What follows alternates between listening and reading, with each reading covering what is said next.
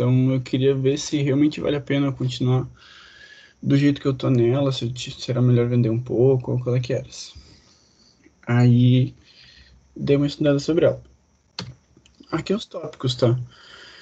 Fala um pouco sobre a empresa, a evolução, os drivers estratégicos, a governança e a receita e sobre o setor, sobre os principais concorrentes e uma visão macro, assim, de como é o varejo, de como está o varejo no Brasil, e futuro e tal. E aí os indicadores da empresa, claro. Bom, a empresa. Eu peguei uma timeline aqui. Na verdade, eu peguei só os principais pontos, assim, os que eu achei mais interessantes sobre a Magazine Luiza. Tinha muita coisa lá, tinha coisa pra caralho. E, bom, ela foi criada lá em 57 por um casal Donato, que eles criaram uma lojinha pequena lá no interior de São Paulo. E aí foi aumentando, foi, tipo, criando lojas em vários estados e tudo mais. E as primeiras lojas virtuais foram inauguradas em 92. E em 2000 eles lançaram um site, Magazine Luiza. As lojas virtuais, o que são as lojas virtuais?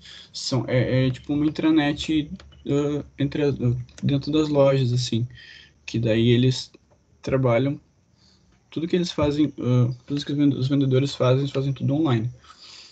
Seria mais ou menos isso as lojas virtuais. Vou falar um pouquinho melhor sobre isso depois. Em 2001, eles criaram o Luiza Cred, que é um CNPJ separado em parceria com o Itaú, para, enfim, liberar mais crédito. Em 2001 eles criaram essa parceria com o Itaú, que daí eles oferecem o cartão Magazine Luiza também, mais o carnê, enfim, é bem bacana a parceria. Em 2005 eles criaram uma parceria com a Cardiff para criar o Luiza Seg, que daí é mais voltado para seguros e A Cardiff é uma garantidora, até onde eu sei, né? Ele, tipo, tu isso, compra uma geladeira, tu quer botar mais um ano de garantia, e é a Cardiff que faz isso aí.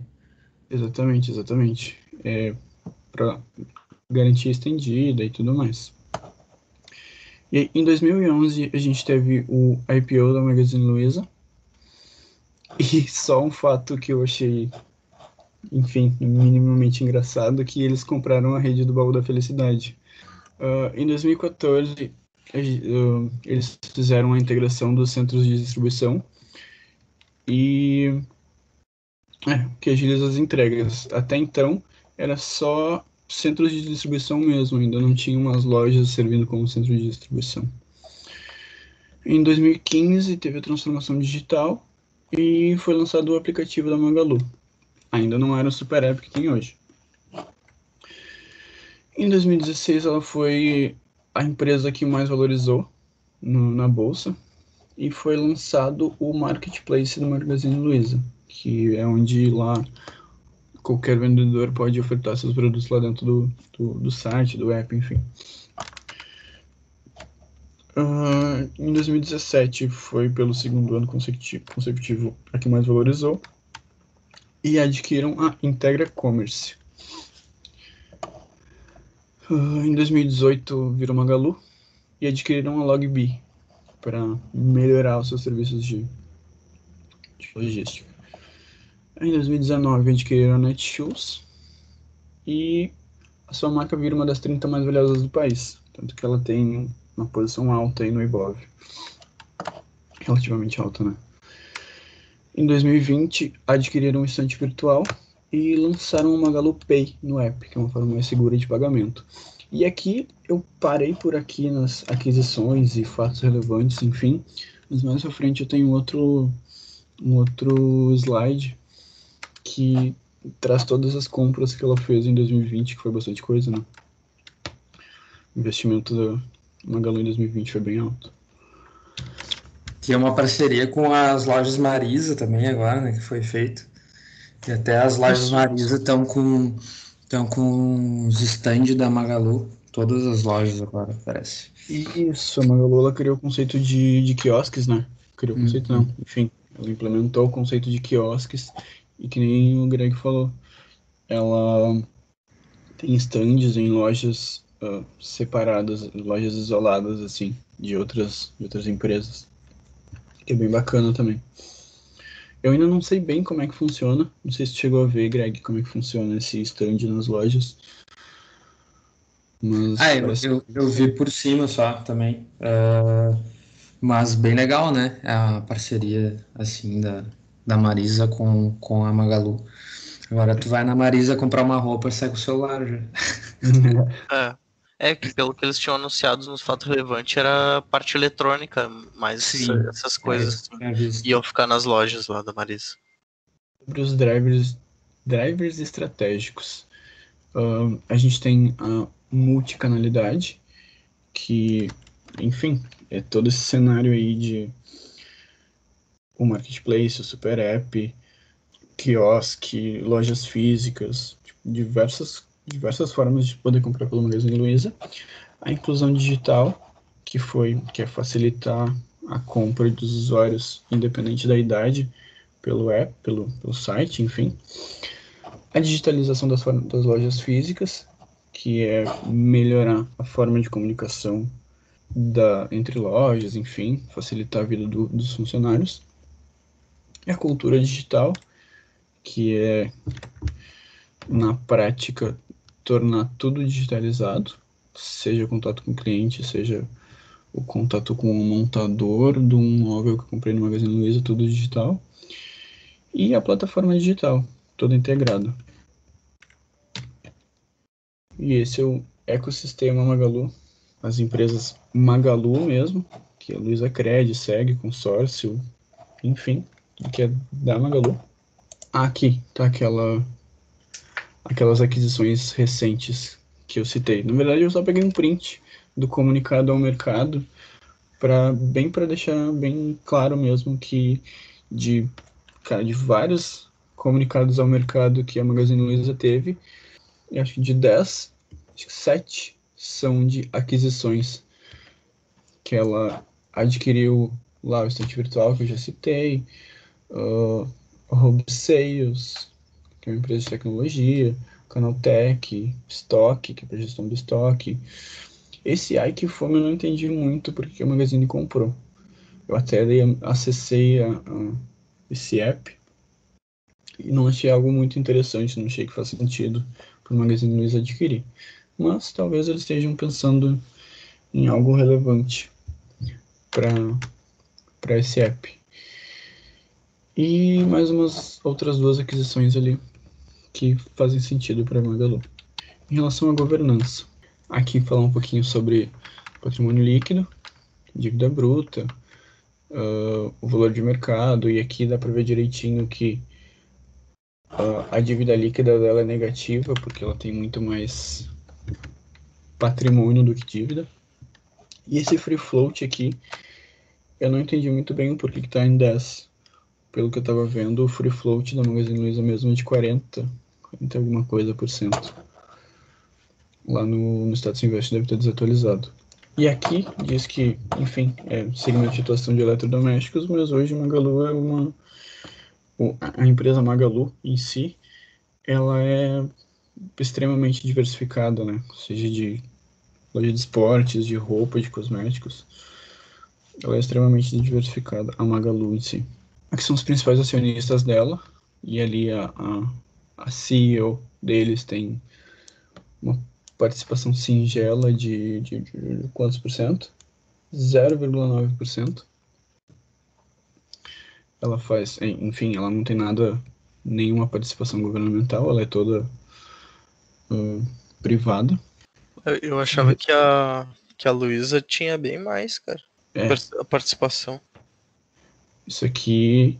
Ou só se essa LTD, Administração e Participações, de repente é uma empresa deles, sabe? Pode ser. Isso porque ele porque ele é o acionista majoritário, ele tem o controle da empresa, só que pelo que eu sei é a família mesmo Trajano que com o Fred e a Luísa, que são os proprietários, mas beleza. Eu não cheguei tão longe, tá? É bem possível que seja da família, mas o que eu tinha visto é que eles não eram controladores, só estavam na gestão, CEO, e, enfim, outros cargos grandes lá dentro. E falando um pouco da receita, aqui lá no site de RI da empresa deu para ver muito bem que a receita bruta e na frente receita líquida, mas a receita bruta ela deu uma boa aumentada de 2019 em comparativo, né, do segundo trimestre de 2019 para segundo trimestre de 2020 e do primeiro semestre de 2019 também para o primeiro semestre de 2020. Ela deu uma variada ali de 26%. Ela deu uma boa crescida. E, enfim, a receita líquida também não mudou muito ali. A receita bruta ela aumentou 26% e a receita líquida aumentou 25%. Ela deu uma boa aumentada mesmo no cenário de pandemia, né?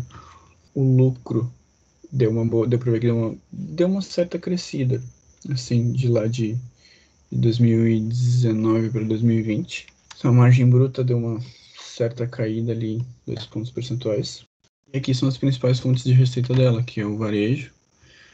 E aí dentro do varejo é a maior parte, né? Não consegui precisar exatamente o quanto de cada uma dessas empresas aqui compõe a receita da Magazine Luiza, mas a grande parte do varejo, e aí entra o e-commerce, as lojas físicas, e todo o marketplace dela. E Luiza Cred e Luiza Seg é uma participação menor, só que normalmente quando eles vendem um produto no varejo, e principalmente agora que tem o Magalu Pay, na verdade, eles já utilizam em todas as compras o Luiza Cred, né?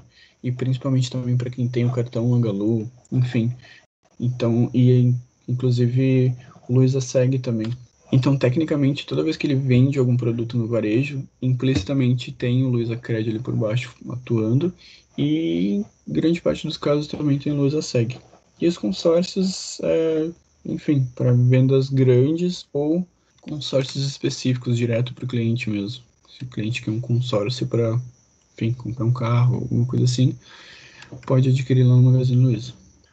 Sobre os drivers estratégicos, aí tem a inclusão digital, a digitalização das formas das lojas físicas, tanto as vendas mobile montador, mobile estoquista, que são coisas distintas, né? E aqui está um pouco sobre os apps da Magalu, que fala tudo sobre a digitalização, seja via app, que ali dentro tem todas as empresas do Grupo Magalu, né? Então, cada um desses ícones aqui em cima, se eu entro neles, ele muda completamente a cara do app, como se eu tivesse ido para um app separado. Mas no fim é tudo dentro do mesmo app, tudo a mesma coisa, só... Aqueles apps ali de baixo, eles são internos? São É para uso deles daí, no caso. É para uso dos vendedores, sim. Uhum. Tipo, eles usam um de gestão de resultados, de estoque. Ah, legal. Uhum. Eles usam para, se o cliente quiser, por exemplo, um montador, eles já chamam na hora ali. Uhum. Sobre o setor, aqui a gente tem os principais concorrentes, os concorrentes brasileiros, o Via Varejo, Americanas e o B2W Digital, que é o dono da Shoptime e mais algum outro que eu não lembro agora.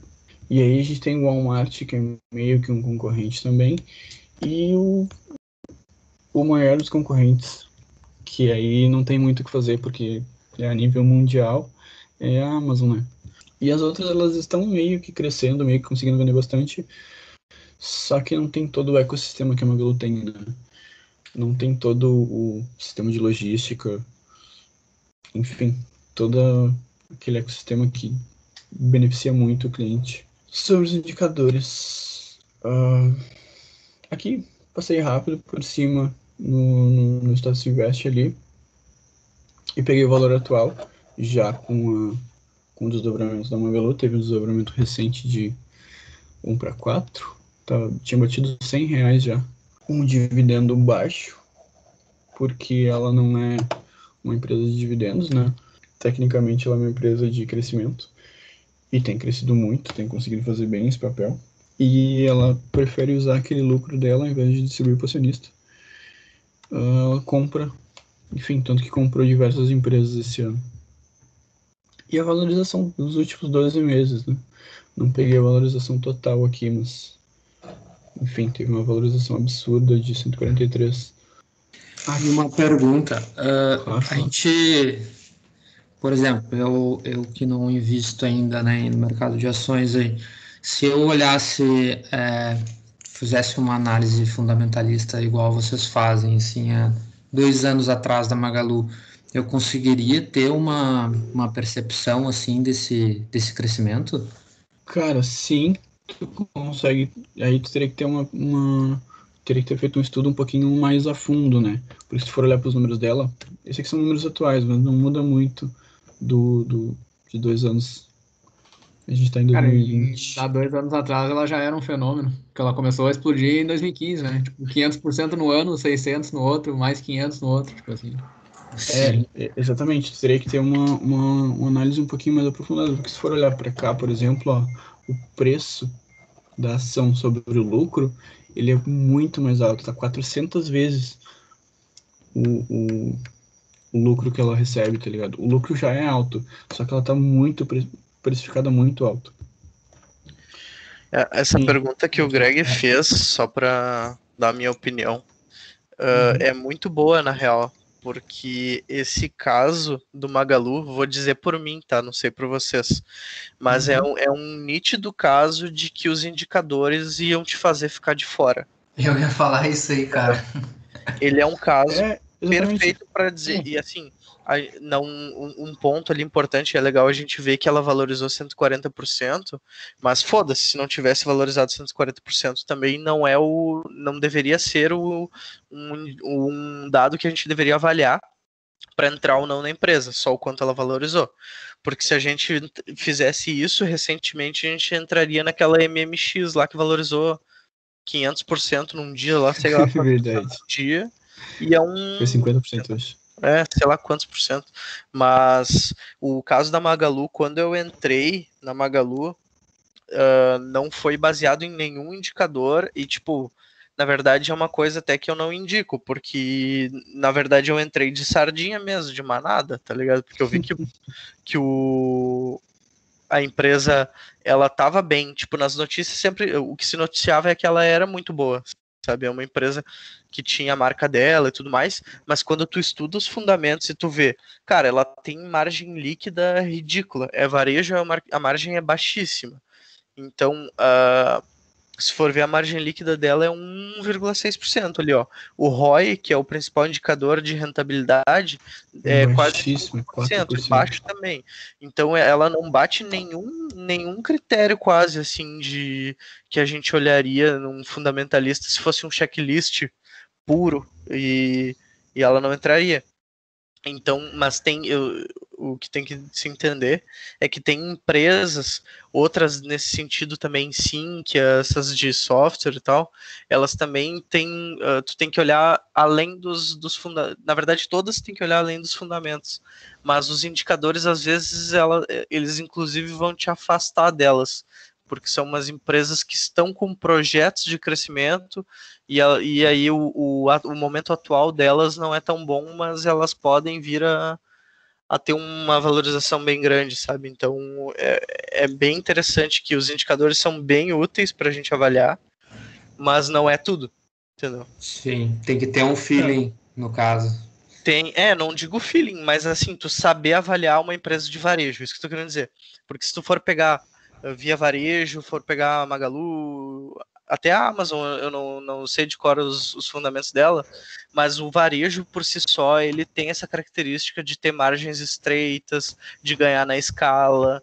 Então, cara, como é que tu vai saber qual varejista é melhor que a outra, entende? Tu tem que estar muito a par do que ela planeja, de como que ela gera a empresa, de como que ela reduz custos para conseguir ter um pouco de mais de lucro, o que ela faz com o dinheiro dela para continuar crescendo, para continuar aumentando o market share. Então tem vários pontos, sabe? E aí, olhando puramente os números que vem nos balanços, às vezes vão te espantar. Então, e aí é um caso da Magalu. Se eu olhasse puramente os fundamentos dela, eu não entraria, sabe? Cara, perfeita a colocação. Olhando para os números dela, é uma empresa que não te dá vontade nenhuma de entrar. A VEG tem um caso parecido também, que tipo, os números delas não são muito bons, tipo, PL extremamente alto também, enfim. Só que exatamente como o Ariel comentou, tá? Tu tem que olhar, quando tu olha para os números dela, quando tu faz uma análise fundamentalista e tu não se interessa pela empresa, mas tu viu que ela está crescendo, aí tu tem que fazer uma análise mais aprofundada, estudar bem mais a empresa, que nem tu tem que ver os diferenciais dessa empresa, no que ela se diferencia das demais. Que nem a Magalu, ela tem todo um ecossistema ali que facilita muito a vida do cliente. Entregas mais rápidas, que nem ela transformou toda a loja agora virou um estoque, tá ligado? Um centro de distribuição. Que nem normalmente quando tu faz uma compra numa loja, por mais que a loja fique na frente da tua casa, tipo sei lá, uma Casas Bahia da vida, fica na frente da tua casa. Se tu faz uma compra pelo site, ela não vai chegar no mesmo dia, porque tem uma loja na frente da tua casa. Ela vai lá, ela vai vir de lá do centro de distribuição para poder te entregar. Então isso pode levar dias. Que nem a Magalu, não. A Magalu, ela tem mini centro de distribuições, que todas as lojas funcionam assim. Se tu tiver uma loja perto da tua casa, cara, tu comprar alguma coisa vai chegar 5 minutos depois na tua casa. Enfim, não tão rápido, mas eles vão te entregar muito mais rápido, né? Porque tem um centro de distribuição perto. Sim. E, cara, não sei se vocês viram, mas a Magalu tá entre uma das interessadas em comprar os Correios. Sim, Que sim. loucura, Tá né? ela e a Amazon, né? A concorrência tá bem desleal pro lado da Amazon. Mas eu acho que seria interessante se a Magalu conseguisse adquirir. Porque vai facilitar muito as entregas até para os pontos mais distantes, né? Eu já fiz compras na Magalu e, cara, a entrega chega no outro dia. É incrível, né? Sim, sim. É bem por causa desse ponto aí.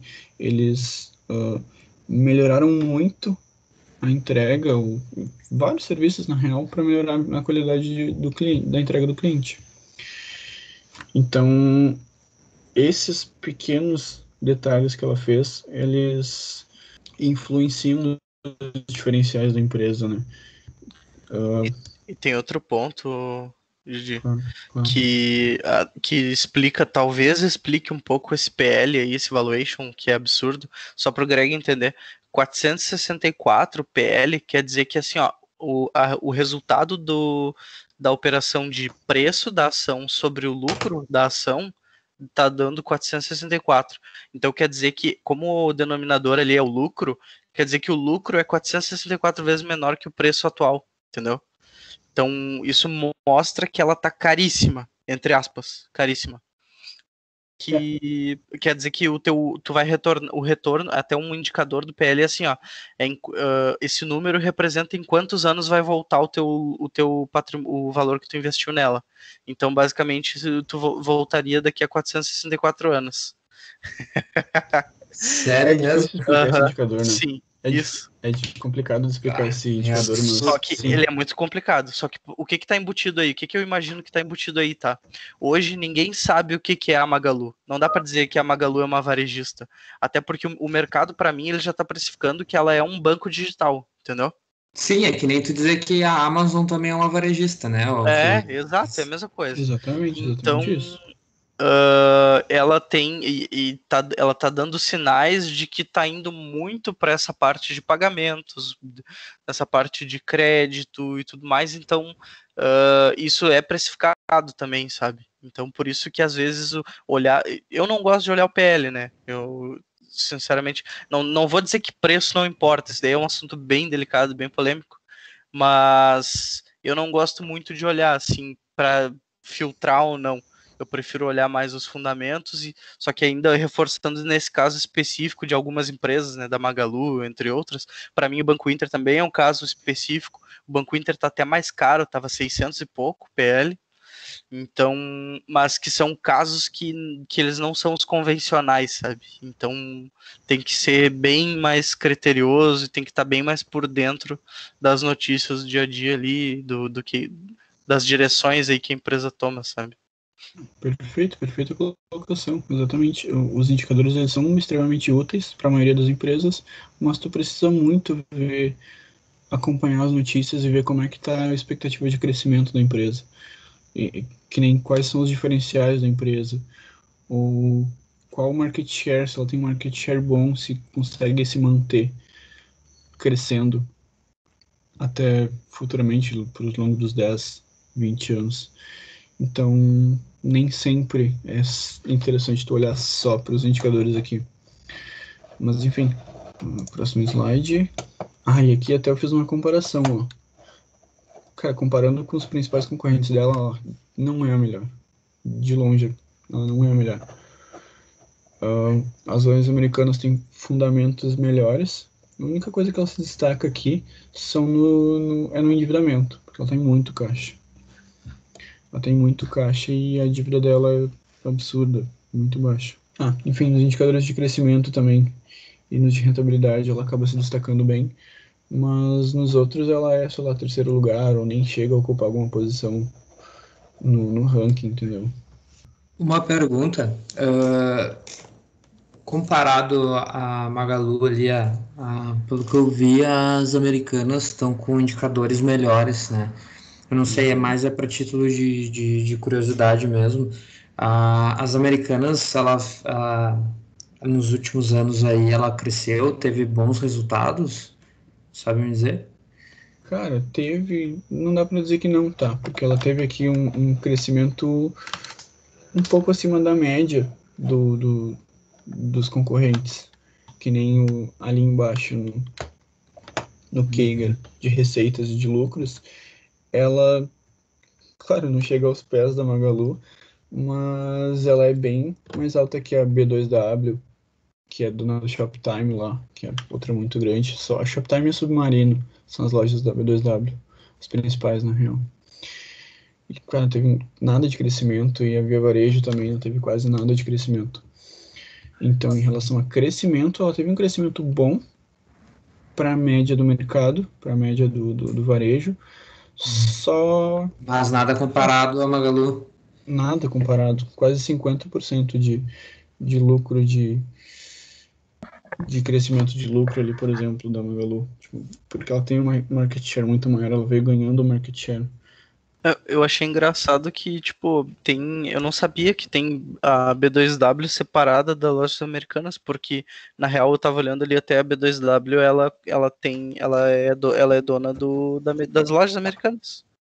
Ela é dona das lojas americanas também?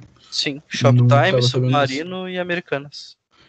Não sabia realmente, mas o que acontece bastante...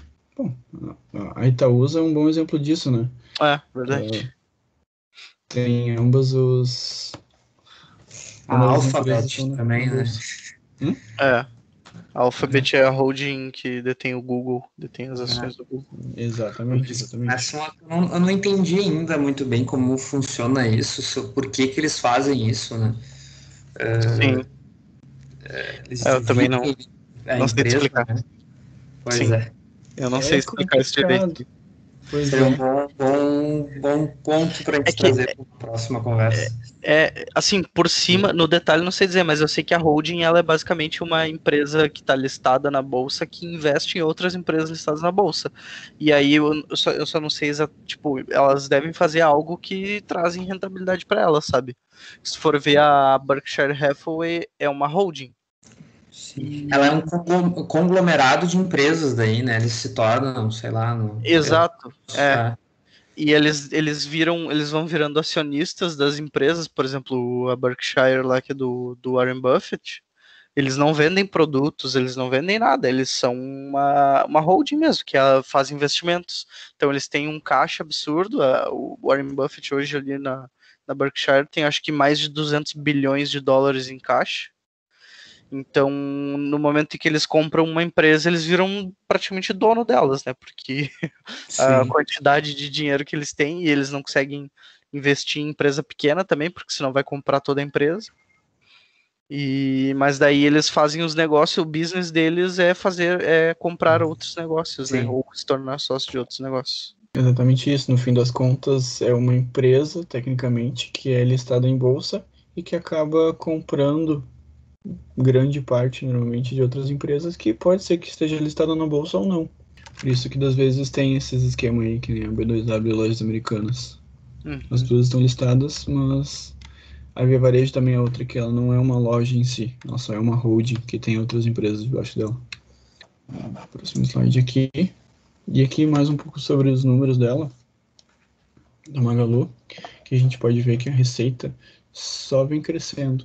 Desde lá de 2011, quando foi lançado o IPO, que daí se tornou obrigatório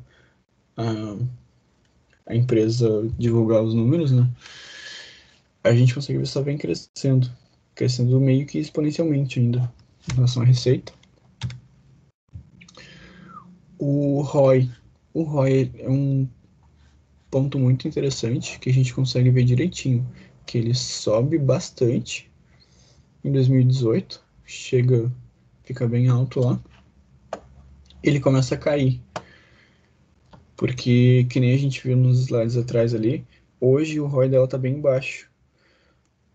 Muito disso se deve ao fato dela investir muito em outras empresas, comprar outras empresas. Isso acaba diminuindo, reduzindo bastante o lucro dela. E aí o retorno que o acionista vai ter sobre aquele investimento que ele fez, vai ser mais baixo no curto prazo, porque o lucro dela tá se pulverizando nas compras, nas aquisições que ela faz. E nos investimentos que ela faz também em melhorias no próprio negócio, né? Tipo, abrir novas lojas, abrir novas centrais de distribuição, enfim, esse tipo de coisa. Eu, na verdade, só quero comentar, porque o caso da Magalu é bem legal, porque se tu for ver, assim, realmente o gráfico do retorno dela tá caindo bastante, e isso mostra, tipo, cara, parece, eu não sei se, eu tô começando a perceber alguns sinaizinhos dela, assim, sabe, que ela tá comprando muitas startups, muitas techs, e realmente ela tá investindo pesado em aquisições, e aquisições estratégicas de, tipo, às vezes são negócios que nem são tão conhecidos e tudo mais, mas tem uma especialidade, uma especialização, assim, muito particular, e eles vão adquirindo isso daí, tipo, de inteligência artificial, de aplicativo de logística e vários aspectos diferentes, e mostra assim que ela não é uma varejista, uma simples varejista, né? E aí ela pode seguir para ser talvez uma. Na verdade, eu não sei nem se tem uma definição porque ela seria, porque ela vai ter uma. Talvez ela vire uma holding de tanta empresa que ela tem, sabe? E de tantos segmentos diferentes. E também uma coisa que mostra o potencial que ela tem para crescimento é que as pessoas, tipo, pelo menos os caras que eu sigo no Instagram e tudo mais, que são muito de shortear essas empresas que estão no hype, ninguém se arriscou a shortear Magalu até agora, entendeu? Ninguém nem cogita botar contra ela, sabe? Todo mundo tem medo Legal. dela. Agora é, explica aí pro ignorante o que é shortear. É tu apostar na queda dela, sabe? Sim, Tipo, por exemplo, tecnicamente seria tu vender ações da Magalu sem ter ela. Isso é fazer um short de uma ação. No mercado de uma ações venda a gente futura, tem no caso. Uma venda futura, isso. isso. Esperando que ela vai cair, e aí tu bota tipo, imagina assim, ó, o valor da Magalu tá R$100 hoje, digamos. Quer dizer, agora ela splitou, mas digamos que é 100 pila. Aí R$100, tu acha que vai cair para 90. Então tu manda uma ordem de venda dela a 100. E Sim. aí, se ela cai para 90, aí tu exerce e aí tu consegue vender a 100, tu ganhou 10, entendeu? Entendi. E aí tu tem que pagar 90, né? Tu compra ela 90 e tal. Agora, se ela foi pra 110, daí tu toma preju, entendeu? Então, é basicamente isso. E ninguém, assim, não digo ninguém, é muito forte, mas que nem acontece com Tesla e VEG, tem um monte de gente falando, a VEG tá caríssima, Tesla tá caríssima, não faz sentido o preço de Tesla, de VEG, mas de Magalu ninguém bota contra, entendeu? E mesmo com aquele PL de 460. Ninguém bota contra ela, entendeu? Isso é um sinal. Porque ela ela ainda tem mercado, né? Ela ainda consegue crescer muito, principalmente aqui dentro da América do Sul. Ela ainda tem uma Sim. amplitude de crescimento bem grande. E um detalhe que é o seguinte, como ela tem muita escala, ela tem um market share grande, qualquer ganho, por mísero que seja, de eficiência, é em escala esse ganho. Então ele se potencializa, né? Sim. E aí por isso que eu acho que eles estão investindo muito nessas questões aí que eu falei de estratégia, de inteligência artificial, otimizar e nessas startups e tudo mais. Eu acho que é para ganho de eficiência, para integrar mais coisas, e aí como eles estão nessa escala muito grande, qualquer ganho é absurdo, sabe? Ótimo, O perfeito, que eu exatamente isso. notei, assim, de talvez o que possa ter influenciado, assim, nesse crescimento foi o início bem prematuro ali na internet, né? Nos anos 2000 ali eles já lançaram o site, e aí eu acho que com isso foi levando o resto, né? E aí se Sim. tornar o que ela é hoje, né? É Eu que acredito mostrou. que ela é hoje é devido a isso, né? Devido Sim. a. Mostrou um padrão já que os caras pensam à frente do tempo deles, né? Se tu parar Sim. pra pensar, né? Cara, a primeira loja virtual em 92, cara. Eu tava nascendo. Pois é. Pois é, as gurias que estavam tudo nascendo ainda quando lançou as Uhum. lojas virtuais. Ah, me senti um velho agora. Vá. O Greg tava em 57 ali, ele viu a inauguração ali. Ele foi na primeira loja, né? Ariel, agora tu me quebrou. Sacanagem, né? Vá, Galera.